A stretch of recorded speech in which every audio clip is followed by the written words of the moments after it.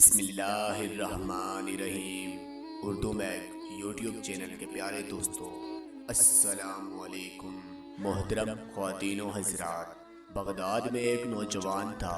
وہ بہت خوبصورت تھا۔ اس کا کام نل سازی تھا۔ نل وہ چیز ہوتی ہے جو گھوڑے کی ٹانگوں میں لگایا جاتا ہے۔ وہ نل بناتا بھی تھا اور گھوڑوں کی سموں پر چڑھاتا بھی تھا۔ نال بناتے وقت تپتی بھٹی میں سرخ شعلوں کے اندر وہ نال کو رکھتا، پھر آگ میں اسے کسی اوزار کے ساتھ نہیں پکڑتا، بلکہ آگ میں ہاتھ ڈال کر اس تپتے ہوئے شعلے جیسے نال کو نکال لیتا اور اپنی مرضی کے مطابق اس کی شکل تجویز کرتا۔ لوگ اسے دیکھ کر دیوانہ کہتے اور حیران بھی ہوتے کہ اس پر آگ کا کوئی اثر کیوں نہیں ہوتا۔ ایک مرتبہ اس کے پاس کسی دوسرے شہر کا آدمی آیا۔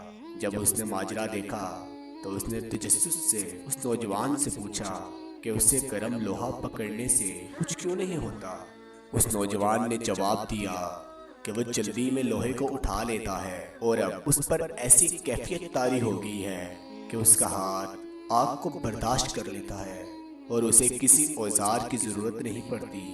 تو اس آدمی نے کہا کہ میں اس بات کو نہیں مانتا، یہ تو کوئی اور ہی بات ہے۔ اس نوجوان نے اسے جواب دیا۔ اس آدمی نے اس سے کہا مجھے اس کی حقیقت بتاؤ۔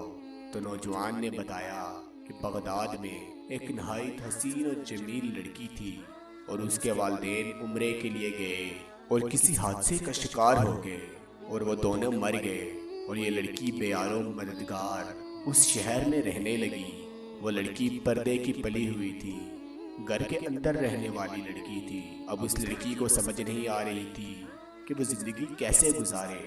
آخر کار نہایت غمزدہ اور پریشانی کی حالت میں وہ باہر سڑک پر نکل آئی۔ اس نے میرے دروازے پر دستک دی اور کہا کیا مجھے ٹھنڈا پانی مل سکتا ہے؟ میں نے کہا ہاں، اور اندر سے پانی لا کر اس لڑکی کو دیا۔ اس لڑکی نے کہا خدا تمہارا بھلا کرے۔ میں نے اس سے پوچھا کیا تم نے کچھ کھایا ہے؟ اس نے جواب دیا نہیں، میں کہیں دنوں سے بھوکی ہوں۔ میں نے اس لڑکی سے اس طرح اکیلے پھرنے کی وجہ پوچھی۔ اس لڑکی نے اپنے اوپر گزرا ہوا سارا واقعہ سنایا اور کہا کہ مجھے سمجھ نہیں آتی کہ میں زندگی کیسے گزاروں۔ میں نے اس سے کہا تم شام کو میرے گھر آ جانا اور میرے ساتھ کھانا کھانا، میں تمہیں تمہاری پسند کا کھانا کھلاؤں گا۔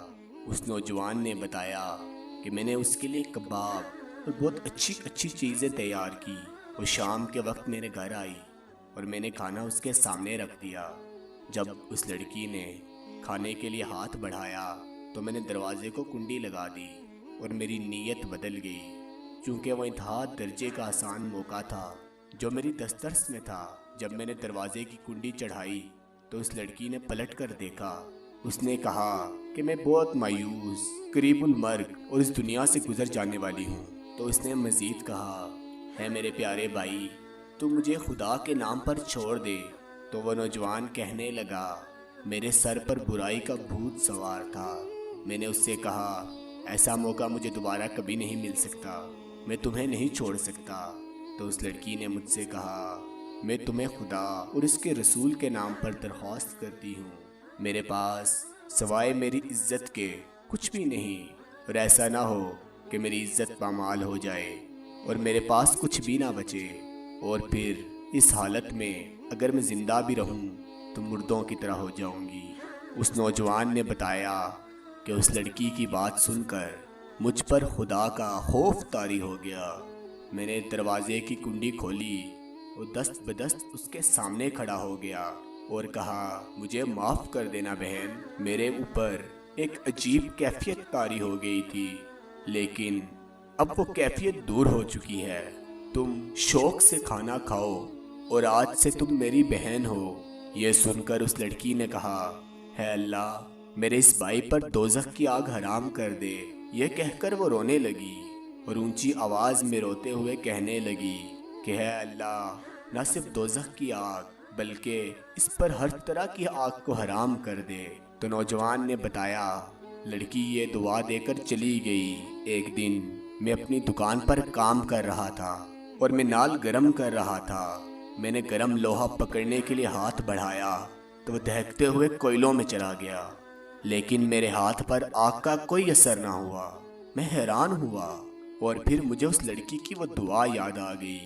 تب سے لے کر اب تک اس دہکتی ہوئی آگ کو میں آگ نہیں سمجھتا، بلکہ اس میں سے جو چاہوں بغیر ڈر کے نکال لیتا ہوں۔